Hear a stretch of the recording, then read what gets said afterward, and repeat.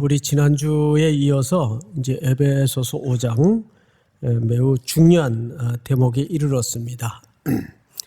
우선 지금까지는 하나님의 백성들이 구원함을 입고 또 성도가 되어서 하나님의 자녀로서 그 목적지가 어디인가, 왜 하나님은 우리를 자녀로 부르셨고 그 자녀는 왜 그리스도와 함께 하나님 보좌 우편에 앉히셨는가, 그 나라와 유업을 이을 자로서 상속자로 불렀다고 말씀을 드렸어요. 자, 오늘은 그런 자녀들에게 부탁하는 두 번째 구체적인 메시지입니다. 자, 15절을 볼까요? 15절. 그런즉 너희가 어떻게 행할지를 자세히 주의하여. 여기 행하다라는 말은 사실 걸어가다 그 뜻이에요. 어떤 한 컷짜리 정도의 단순한 동작을 얘기하는 게 아니고, 행동을 얘기하는 게 아니고, 정확한 개념은 긴 시간들을 통해서 우리가 그 방향으로, 정해진 방향으로 어떻게 걸어가야 하는가에 대한 인생길에 관한 문제예요. 그러니까 이 이후에 나오는 내용들은 굉장히 우리 모든 청년들에게는, 성도들에게는 중요한 주제가 됩니다. 자, 어떻게 그러면 걸어갈까? 자세히 주의하여 지혜 없는 자같이 하지 말고 오직 지혜 있는 자같이 하여 그랬어요. 자, 여기 첫 번째 대조가 뭐냐면 지혜 있는 자와 지혜 없는 자예요. 근데 여러분, 지혜 있는 자와 지혜 없는 자의 기준이 뭐예요? 기준이. 오늘 본문에 근거하자면 기준이 뭐예요? 자세히 주의하여 그랬어요. 자세히 주의하여. 그러면 자세히 주의하여 지혜 있는 자가 되고 자세히 주의하는 행위가 없으면 지혜 없는 자가 돼요. 사실 우리가 꼭 기독교를 기초하지 않아도 일반적으로 세상 사람들이 살아가는데도 이건 굉장히 중요한 공식이에요. 보통 사람들이, 또 특별히 손에 아직 땀이 있는 나이, 젊은 나이일 때는 즉흥적인 생각, 즉흥적인 결정이 매력이에요. 좌면우고하지 않고. 근데 그만큼 뭐도 많이 일어나죠? 실수도 많이 벌어져요. 사실 그것은 젊은 날에 어쩌면 특권일 수도 있는데, 반면에 어느 정도 인생을 이것저것 겪어보고 경험해 보면 그렇게 즉흥적인 결정을 못해요. 즉흥적으로 판단하는 것을 쉽게 할 수가 없습니다. 한 번 더 고려해보고 한 번 더 생각해봐서 그래도 이 결정이 맞겠다 싶으면 그때 판단을 하고 그때 결정을 합니다. 그래야 실수를 줄이고 시간 낭비를 줄일 수가 있어요. 일반 세상에서도 그래요. 그런데 그 다음 16절을 볼까요? 세월을 아끼라, 때가 악하니라. 우리 17절 다 같이 시작. 그러므로 어리석은 자가 되지 말고 오직 주의 뜻이 무엇인가 이해하라. 네, 여기 세월을 아끼라라는 말은 헬라 말로 풋노트에 이렇게도 해석이 된다고 돼 있죠. 기회를 어떻게 하라? 살아. 그러니까 원래 참 뜻은 세월을 살아 그 말이에요. 세월을 산다? 이게 무슨 뜻일까요? 때가 악하기 때문에 세월을 사야 된대요. 이게 무슨 뜻일까요? 우리 결론은 좀 유보하고 17절을 다시 볼까요? 그러므로 어리석은 자가 되지 말고 오직 주의 뜻이 무엇인가 이해하라. 자, 여러분, 여기에서도 뭐가 나오죠? 주의 뜻이 나옵니다. 주의 뜻. 이제 우리는 그 주의 뜻이 하나님의 지혜라는 걸 알았어요. 세 가지, 하나님을 알게 하시고, 두 번째, 부르심의 소망이 무엇인지를 깨닫게 하시고, 마지막 세 번째는 뭐죠? 그 권능의 풍성함, 전능하신 하나님의 능력이 얼마나 부요한 능력인지를 깨닫게 하여 주시옵소서. 이게 하나님의 지혜고 하나님의 뜻이었어요. 근데 그걸 모르면 어리석은 자가 된대요. 그래서 그 뜻이 무엇인지 이해를 가져야 뭘 아끼는 거예요? 세월을 아끼는 거예요. 또 예를 하나 들게요. 성경의 예증이 가장 사실은 정확합니다. 제가 마태복음 강의를 통해서 신랑을 맞으러 간 열처녀 이야기를 했었습니다. 기억나시죠? 예. 자, 신랑을 맞으려고 열처녀가 다 기름을 준비해서 등불을 준비해서 나갔습니다. 신랑이 늦게 왔어요. 근데 사실 신랑이 늦게 온 겁니까? 신랑은 제 시간에 온 겁니까? 신랑은 제 시간에 온 거예요. 늦게 왔다는 의미는 누구 기준에서? 맞으러 나간 처녀들의 시각에서 더디 오는 것처럼 느껴졌겠죠. 그러다가 생물학적인 피곤을 참지 못해서 밤이 깊어가니까 다 잤어요. 쿨쿨. 5처녀만 잔 게 아니에요. 이게 워낙 주제가 깨어있으라가 그 표현이 나오다 보니까 잠잔 데 초점을 맞출 수가 있어요. 10처녀가 다 잤어요. 근데 어느 경점에 야, 신랑이 오신다! 누가 소리치니까 5처녀만 일어났나요? 10처녀가 다 깼나요? 그렇죠. 10처녀가 다 깼어요. 일단 이 문제는 잠의 문제는 아니구나. 우리가 한 가지 걷어냈어요. 그러면 어디서 문제가 생겼는가 하면 어머나 5처녀는 딱 고기에 쓸, 기다림에 쓸 분량의 기름만 준비를 했어요. 넉넉히 준비를 못했어요.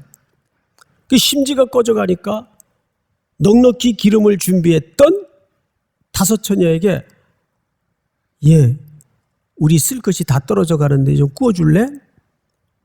안 돼. 아주 가혹하게 거절을 해요. 너희 구워줬다가 신랑이 도착하기 전에 우리 거도 꺼질 수가 있어. 빨리 지금이라도 24시 마트에 가서 알아봐. 그렇게 된 거죠. 왜냐하면 그 유대 공동체는 그 마을에 혼사가 있으면 그날 밤 온 동네가 다 문을 열어놓습니다. 혹 손님들이 급한 경우를 대비해서. 그러니까 그거는 말도 안 되는 청이 아니라 충분히 그런 요구를 할 수가 있었어요. 지금이라도 빨리 마을로 가서 기름을 사라. 그리고 사러 갔다 온 사이에 신랑이 와버렸고 잔치집 문은 닫힌 거예요. 그리고 5처녀들은 가혹한 결말을 맞이하게 된 거죠. 그 과연 이게 뭘 얘기하는 걸까? 잠을 잤다는 것이 문제가 되는 건 아니었어요. 그러면 결국 기름을 넉넉히 준비했느냐 안 했느냐가 관건이에요. 그러면 여기서 여러분들에게 한번 물어볼게요. 기름은 신랑이 온 다음에 준비를 하는 겁니까? 신랑이 오기 전에 준비를 하는 겁니까? 그렇죠. 기름은 신랑이 온 다음에 준비를 하는 게 아니에요. 오기 전에. 근데 그 신랑이 언제 올지 알아요? 몰라요? 모른단 말이에요. 몰라요. 그래서 그 기름은 첫째, 신랑이 언제 올지 모르지만 반드시 오기는 온다라는 목적지를 놓고 늘 준비하는 겁니다. 이걸 뭐라 그러죠? 우리가 일상이라고 하는 거예요. 결국 이 말은 종말에 관한데 일차적인 초점이 있는 게 아니라 늘 우리가 일상 속에서 어떻게 그것을 준비하느냐, 이 싸움이에요. 그래서 오늘 본문을 잘 보시면 그러므로 17절 어리석은 자가 되지 말고 오직 주의 뜻이 무엇인가 이해하라. 그리고 19절로 넘어갑니다. 19절을 보시면 시와 찬송과 신령한 노래들로 서로 화답하며 너희의 마음으로 주께 노래하며 찬송하며, 우리 20절 다 같이 시작. 범사의 우리 주 예수 그리스도의 이름으로 항상 아버지 하나님께 감사하며. 자, 찬송이라는 주제와 감사라는 주제가 같이 나왔어요. 여러분, 이 공식을 알고 있어야 됩니다. 찬송은 혼자 찬송하는 것도 있어요. 그죠? 저도 혼자 찬송을 잘해요. 혼자 목양실에 앉아서 찬송도 하고, 또 차 안에서 특별히 찬송을 많이 해요. 또 졸음이 올 때도 막 찬송을 하고.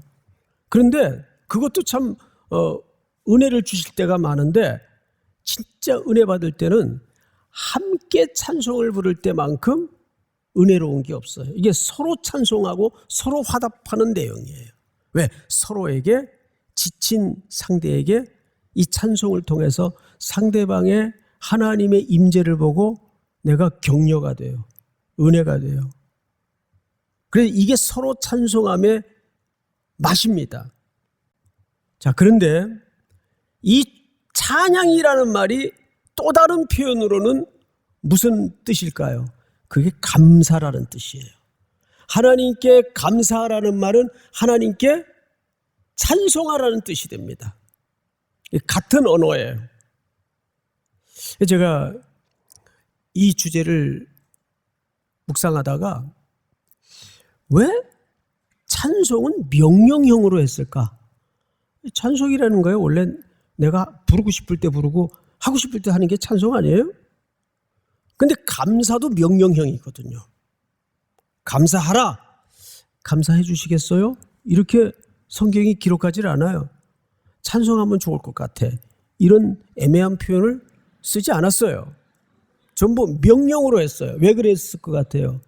이 말은 뒤집어 얘기하면 감사할 수 없는 환경에서, 노래 부를 수 없는 환경에서 노래하고 찬양하고 감사해야 된다, 그 말이에요. 그렇다면 우리는 필히 인간의 공통 본질인 고난의 문제와 이 문제를 연결시킬 수밖에 없어요. 제가 일부 예배 때도 어느 한 부부의 예정을 들었는데 노총각이 있었어요. 그런데 이 노총각은 정말 골드 노총각이에요. 직장, 키, 외모, 모자라는 게 없어요. 그런데 너무 기준이 높아요. 근데 오해하지 마세요. 세상적인 기준이 높다는 말이 아니에요. 정말 하나님 앞에 순전할 수 있는 자매를 위해서 오랜 세월 기도했어요. 갑자기 눈빛들이 밝아지는데, 네, 좋아요. 분위기 지금 좋아요. 그대로 유지하세요. 이게 왜냐하면 이 시간이 지금 위험한 시간인지 알아요.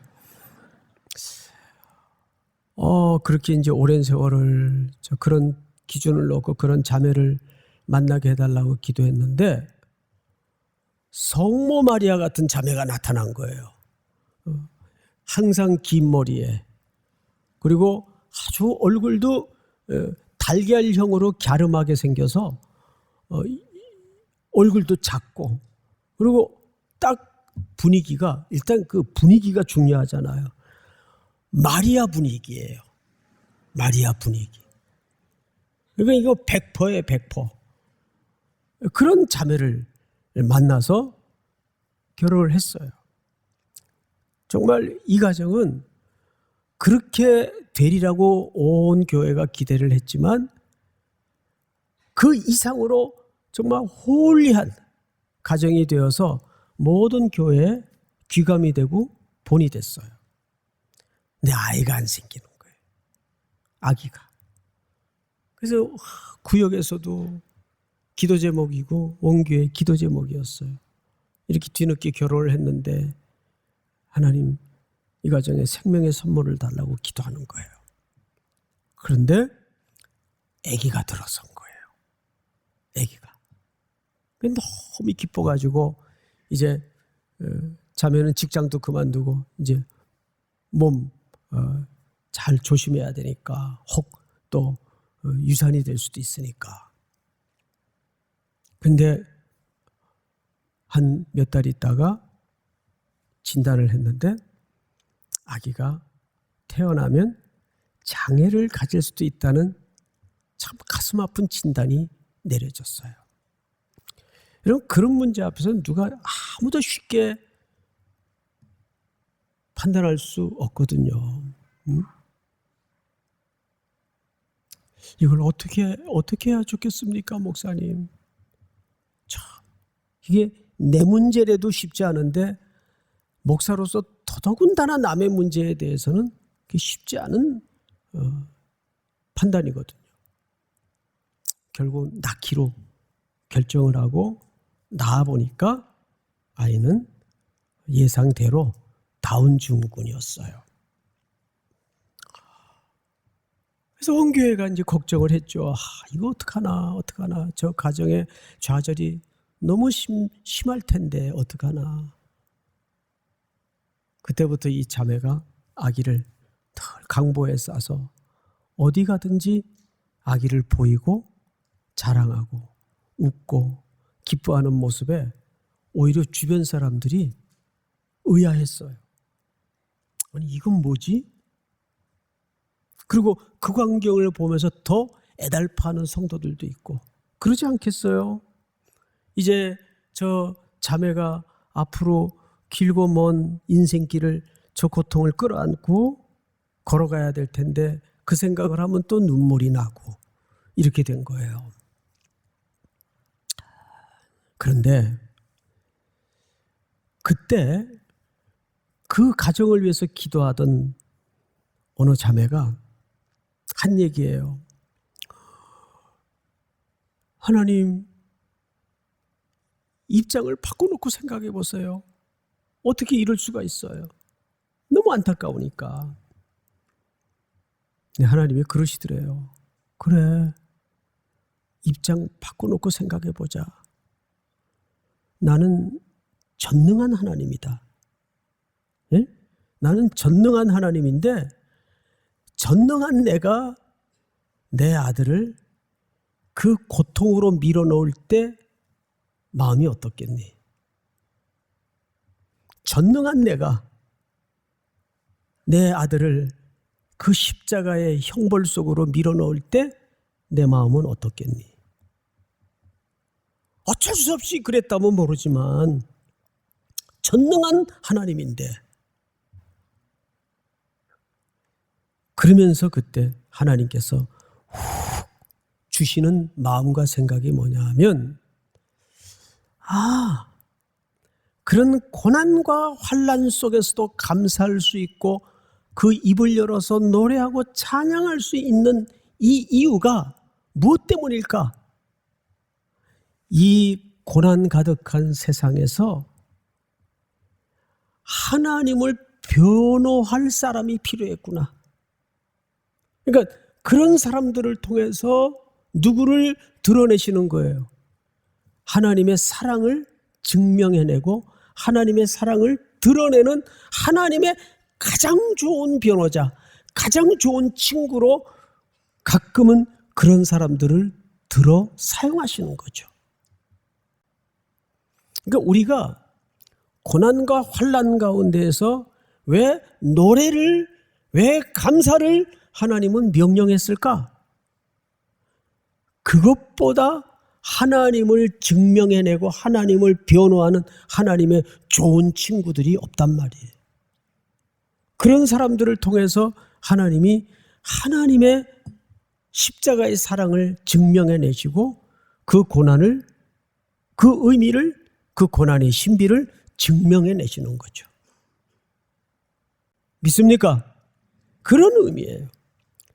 그러기 위해서 우리에게 필요한 게 뭐냐 하면 술 취하지 말라 이는 방탕한 것이니 오직 성령의 충만함을 받으라. 여러분, 이 18절 말씀에 19절, 20절이 종속되어 있다는 걸 놓치지 마세요. 요즘 청년들 가운데 웃기는 얘기가 돌아다녀요. 두 가지인데, 목사님, 그래도 요즘 세대의 그 와인은 음료수로 봐야 되지 않겠습니까? 맥주는 음료수로 봐야 되지 않겠습니까? 지금부터 제가 와인 하면 여러분들은 다 같이 복창합니다. 술. 자, 시작. 와인. 다시 한번 와인. 맥주. 잊지 마세요. 여러분, 술은 왜 여기에 어울리지 않게 뜬금없이 등장하는지 아세요? 술에는 알코올이 있어서 들어가면 우리 컨트롤 타워인 대뇌신경을 제압해서 지배해요. 술이 갖는 핵심 가치가 우리를 장악하고 지배한다는 거예요. 그래서 술 취하다라는 동사와 성령의 충만함을 입으라, 충만이라는 동사가 뿌리가 같아요. 그래서 성령의 충만을 받으라는 것은 성령의 지배 아래만 내 인생을 두라. 이거는 결국 예수 그리스도의 보혈의 공로로 은혜를 입은 사람들은, 택함을 입은 사람들은 이제부터는 그 어떤 것에도 자기 인생의 주도권을 다른 것에 지배시켜서는 안 되고 오직 삼위 하나님께만 그 인생의 주도권을 맡겨야 된다는 신앙 고백이 걸린 싸움이에요. 그런데 참 이게 목사는 말은 이렇게 하는데 여러분들이 얼마나 힘겨운 전쟁을 해야 되는지 제가 알아요. 모르는 바가 아니에요. 근데 1차, 2차, 3차까지 따라다니다 보면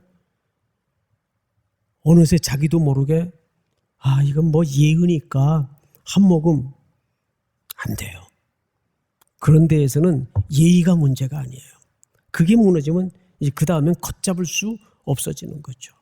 아예 초장에 저건 또라이다 그렇게 취급을 받더라도 단호하게 젖혀놓더라도 단호하게. 그냥 어렵겠지만 회식하자 그러면 빠지지 마시고 따라가서 안주 계속 먹으세요. 밥 한 공기 달라 그래가지고 그 밥에다가 안주 넣어서 섞어 먹든지 비벼 먹든지. 그게 정말 청년들이 어렵겠더라고요, 보니까. 그러나 이 대명제는 이거는 문화의 문제가 아니라 고백의 문제다. 오직 성령의 충만함을 입어라. 여기 술 취하지 말라, 이는 방탕하다라는 말은 뭐 허랑방탕 그런 개념이 아니라 세월을 낭비한다 그 뜻이에요. 믿습니까? 세월을 낭비한다. 그러니까 하나님의 지배 아래 있지 않았던 모든 시간은 낭비되는 시간들이에요. 시간을 낭비하는 거예요. 그게 쌓이면 60 넘어가서 헛살았어 거의 재앙에 가까운 신음을 토하는 인생이 되는 거죠. 자, 우리 첫째 띄워주세요. 자막 시작. 어떤 인생을 살 것인가 분별하라. 둘째 시작.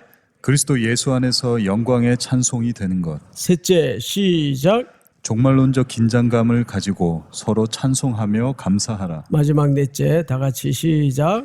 새로운 라이프 스타일이 성령 충만이다.